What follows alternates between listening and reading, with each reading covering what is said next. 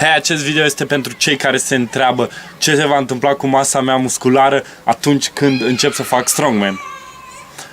După cum bine știți, strongmanul este un sport care dezvoltă în primul rând forța și puterea explozivă.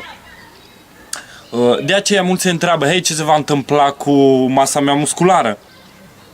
În răspuns, am făcut acest video, 5 cele mai folosite grupe musculare în strongman. Prima grupă, picioarele. Foarte, foarte folosită atunci când facem îndreptări, când facem genoflexiuni, când facem răsturnarea cauciucului, trasul mașinii, foarte implicate în strongman. Foarte implicate, foarte. Apoi urmează probabil cea mai implicată grupă în toate probele de strongman. Sper că, de fapt, nu exagerez. Este implicată în toate probele de strongman, mai mult sau mai puțin, și anume spatele, lombari, dorsali și deltoizi posterior. Într-o formă sau alta, mai mult sau mai puțin, este implicat în toate probele de strongman. De aceea, dacă vei începe să faci strongman mai devreme sau mai târziu, depinde doar de tine, vei dezvolta un spate foarte puternic și masiv. O a treia grupă musculară foarte implicată ar fi trapezul. Da? Trapezul, da? Atunci când faci îndreptări grele, mersul fermierului, cel mai bun exercițiu pentru construirea trapezului, răsturnatul cauciucului,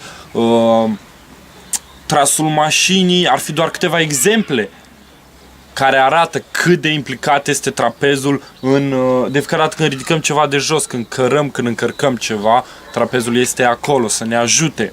Da? Apoi ar fi antebrațul, o a patra grupă implicată. Antebrațul foarte implicat atunci la mersul fermierului, când ridicăm ceva de jos, este mereu prezent, mereu gata să dea o mână de ajutor, gata să ne ajute să ajungem învingători, dacă. Apoi ar fi bicepsii. Vă așteptați la asta? Ei bine, da, bicepsii sunt implicați în foarte multe probe de strongman. Cum? Ei bine, atunci când cari ceva, când încarci ceva, când tragi mașina, ei bine, noi folosim la antrenament trasul saniei, iar trasul mașinii este ca un test, ca o probă de inițiere pe care o folosim odată ce te-ai antrenat suficient cu sania și credem că ești pregătit pentru trasul mașinii, te vom pune la încercare.